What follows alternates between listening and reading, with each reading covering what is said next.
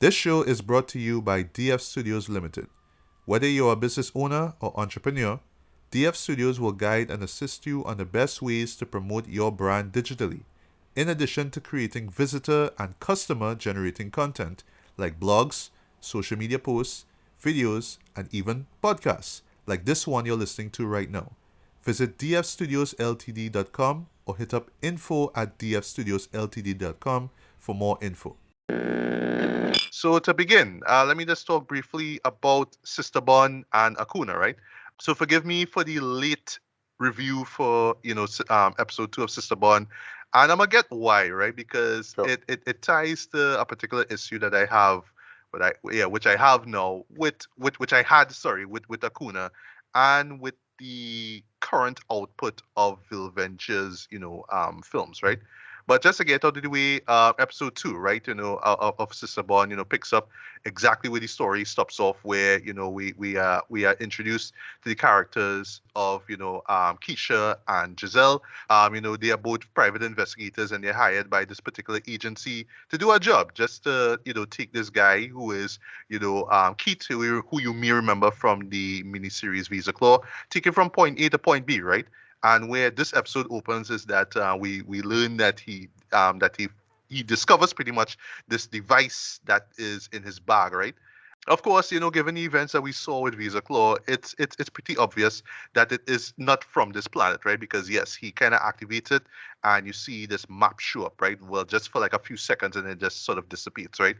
So we're not really sure what's going on here. We get a nice little bit of pop culture reference, upon the discovery of what this device does, right?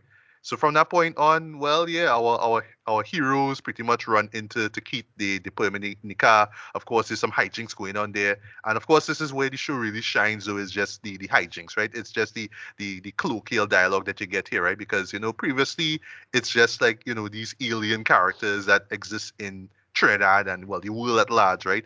I just seeing how they interact with humans and whatnot, right? Or whether they are offspring of aliens, right? If you remember from Magnolia, right? But here Right. it's just two normal individuals who just doing a job and they're just doing it for the money, right? It's literally for the money, right? While that is going on, there's someone else in the organization who realizes, wait, there's a mole in there's a mole in the organization, so that's why they pretty much outsource these individuals to do this job, right? But it's not really, it's more or less, sorry, left open why as to what's going on, right? Or why what's going on is going on, right? And it pretty much stops now where they reach the destination point. There's this, tough guy there, and he's up to no good, and a little scuffle takes place, and I'll stop there because it just pretty much ends at that point, right? Um, so yeah, like the first episode, it is still fun to watch. I mean the actors, you could tell they're just having a blast on screen. Even if it's just for short appearances, like the guy who plays the random thug, right? And well, I should mention too, I really dug the RIP shout out to Janine, Janine Furry, right? To Right. Janine Charles Furry, sorry, who passed away last year, right? That was really nice, right? But the reason why I got into this pretty late now was the length. Again, we're running with these very, very, very, very short run times, right? And you would think that the story itself would be tightly paced. You would think that the editing would be more purposeful. Like, okay, like we're just going to get to the point, right? But still, I feel similar to like the last episode. It still feels like there's just parts missing. It just feels like we just could have gotten a little bit more in terms of story, in terms of just what's going on, just a little bit more detail into what's going on. We just get a few scenarios, it wraps up, and then we just have to wait for the next episode, right? And that's really unfortunate, right? And I really think that at this point now, especially, well, I don't know if it's with this particular series that we're just gonna get the shorter, 10-minute or less episodes. But I do remember, some episodes of Magnolia, and to extent, Visa Claw being slightly longer than that, right? I don't know if it's a budgetary issue. I don't know if it's just the story itself is just pretty straightforward and there's not really much that's going on. I don't mean as a diss, but just more like, all right, it's just a basic, simple story, point A, point B, bam, bam, that's it, right? But still, I just feel like there's just Right. moments where, we could get more. Not just within that 8 or 9 minute runtime, like this particular episode is, but we could add more minutes to it and you still get something really cohesive, right? And the same thing I could say about Acuna, which is pretty much a spin-off of Vaser Claw. This was a character that was introduced in one of the episodes of the show. She was one of the big highlights of the show, just mainly from her look, just that sort of, just how to say, boy, just really unique look that she has, though. You know what I mean? Right. Just really out there. Whether it's the hair color or the contacts. You know what I mean? And just the weapons that she have, and of course that ear piercing scream that she has, right?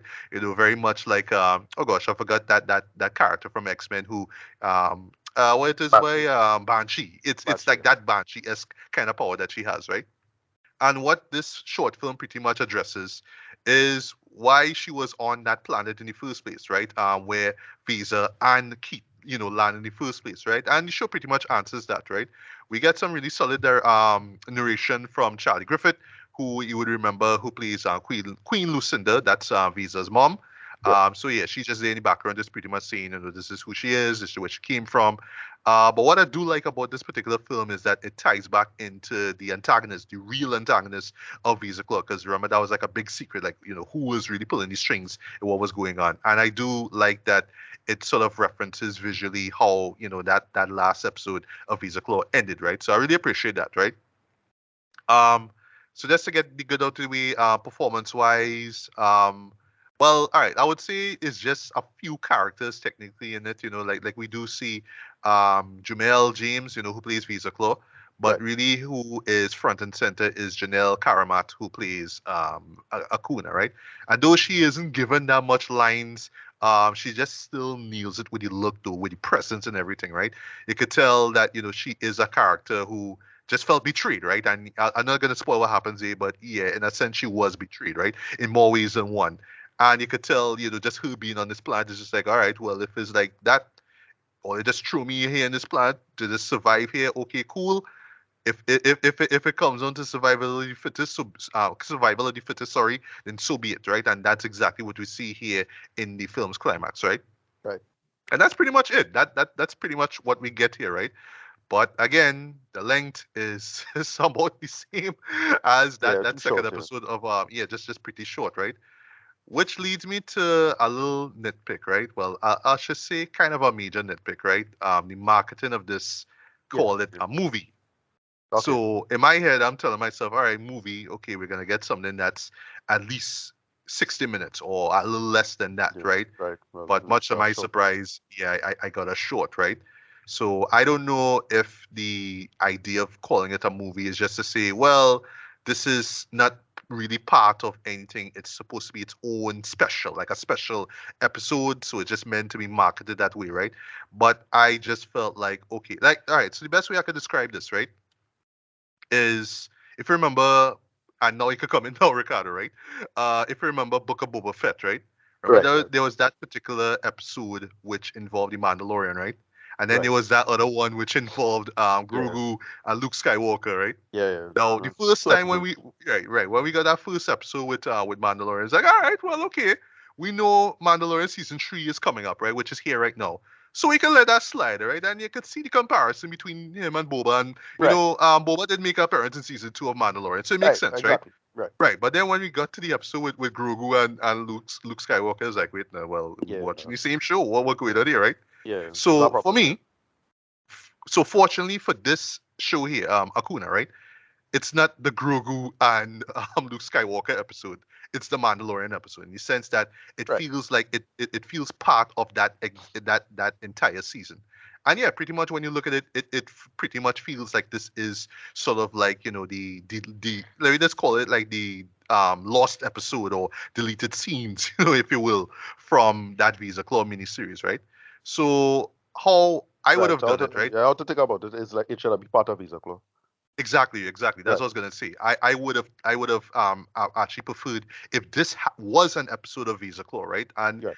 really and truly would have made a lot more sense. But separating it and calling it a movie, you know what I mean? Yeah. I don't know, right? But if it's its own thing, then all right, just call it Acuna. But the movie thing, But still, for me personally, I felt like this should have been part of Visa Claw, because yeah, I mean, it just works because you got to see what happened. Well, in this film, you get to see what happens to her afterwards because in Visa Claw, she just makes the appearance, she does a thing, and that's pretty much it, and the episode ends. But here you see what happens to her afterwards, and just in closing, I do hope to see her later on with where the Vaser Claw story stops off, right? So I Yeah. am curious to see where her character goes from there, right?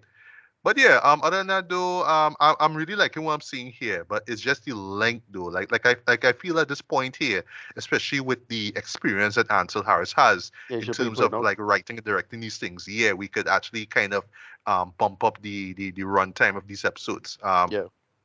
Even But if it may let's take a say, I mean, while filming, you could I still wonder do. if it's just not a production issue. If the script is short, that 'cause if it's just a production issue, all right, fine. It's whoever, everybody broke, right? But uh, if That's facts too.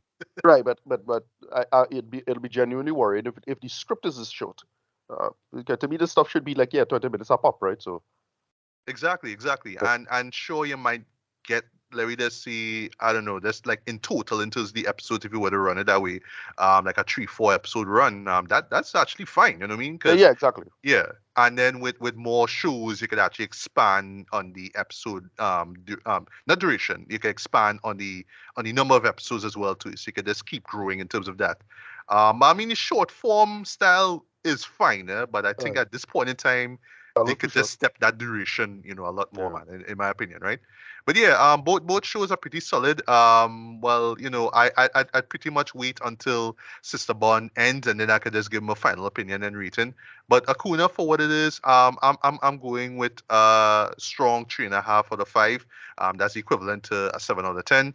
right. Yeah, I mean it's worth checking out. If you really enjoyed Visa Claw and you really enjoyed seeing Acuna and her just standout appearance there, then yeah, you're gonna enjoy this. But again, the length was just like I just felt we could have got more out of both of these films. You know what I mean? Right. So I do hope that going forward we just get longer run times, right? I'm not asking for 2 hours or whatever, but just Yeah, something longer. You know what I mean? Like 20 minutes tops, something like that. You know what I mean? So I think by now we as fans or we as people as viewers of these Will Ventures shows deserve that by now, right? But yeah, both of these shows are now available on the GT Network website, so you could just check those out and yeah, I mean show some support, man. That's all I'll say. yeah.